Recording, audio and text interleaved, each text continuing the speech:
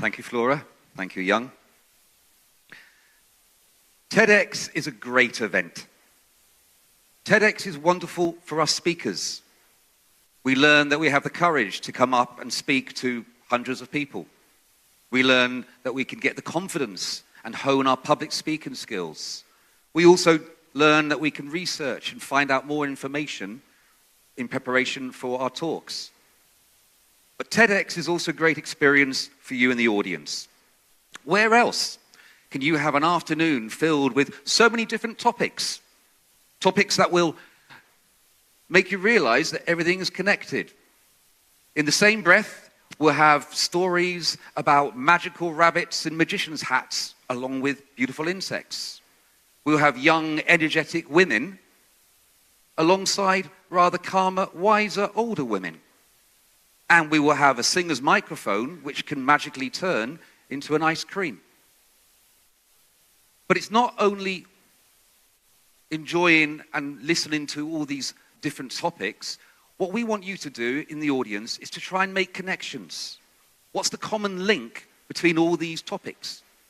What does Shakespeare, who of course it was his birthday this week, and that is why we celebrated International Book Day, and the English department organized so many wonderful activities this week. So what does Shakespeare and kids telling stories got to do with robots? And commonplace items like a wallet or a label for a piece of luggage, what's that got to do with the deep thinkers of philosophy? Well, that is what we want you to do today. We want you to listen and think and make connections. I would like to give and suggest one possible connection. I think everything you are going to hear today will be relevant. And that is really the criteria that will allow us to know if this TEDx has been a success. At the end of these few hours, we want you to leave the auditorium thinking to yourself, yes, the talks I've heard are relevant. The ripples that I have witnessed have made me think. And if you change your opinion, your perspective of life, even that small bit, then we have succeeded. Ripples are certainly relevant to me. So I'm going to tell you a story from my life. For that, I need a prop.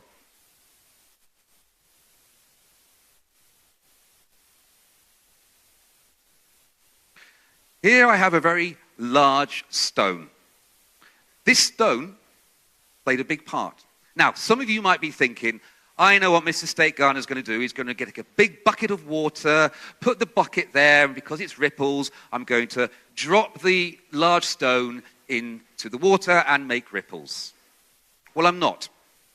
Mainly because if I throw this stone into a bucket of water, I won't be creating ripples.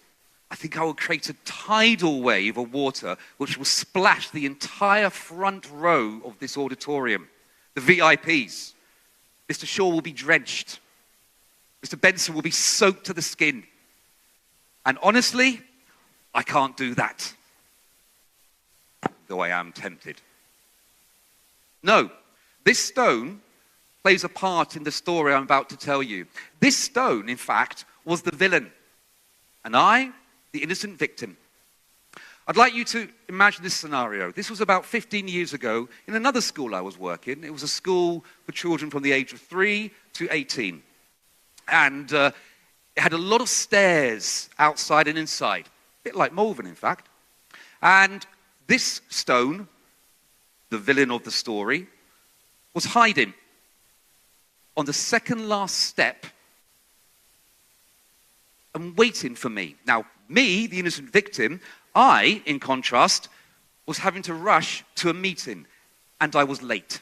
So I imagine I'm rushing up the stairs, and at the last second, I saw the stone. Phew. I saved myself. The thoughts went through. I could have stepped on the stone, fallen backward, banged my head, blood going everywhere. So my first reaction was, I'm saved, I need to get to that meeting. So I continued to walk fast, and then I froze. I don't know why. I'm looking at my watch and thinking, I have to get to that meeting. That was pulling me. But also, something was stopping me and pulling me back. And the first thought that came to my mind was my younger daughter. And my younger daughter at that time in this school was in primary school. And probably half an hour later, I knew that all the primary school children would rush out of their classrooms and gleefully run down to the playing fields to play with their friends, down these very steps. And the image came to my mind of my own daughter, my younger daughter, running down. She wouldn't see that stone because she was going down the flight of stairs, step on it, and go flying. And images of broken teeth, broken wrist, dislocated shoulder came to my mind. But still I was frozen. And then I have another daughter who is older. She was in secondary in this school. And she also used these stairs. And once again, the image came, my daughter chatting with her friend, going down, stepping on the stone, also flying down, and images of broken necks and broken spines came to my mind. Oh, why stop there? I've done the first circle. The next image that came to my mind was of my two daughters' friends. How would their parents feel to get the news that they also had done dangerous harm to their bodies for falling down some stairs? And then I thought, well, what about the next circle? Children that I don't know in the school, colleagues. So I was frozen here, and time was going by. I realized that it wasn't the stone that was the villain of this story. Because if I selfishly carried on walking, because I had been saved, don't care about anyone else, if I carried on walking selfishly to my meeting, I would be at fault. I would be morally wrong in leaving that stone. And when that thought came to me, you could call it my moment of epiphany, I unfroze. The paralysis left me. And I was able to step back, and I picked up the stone, and I took it to its rightful place in the garden bed where it had come from.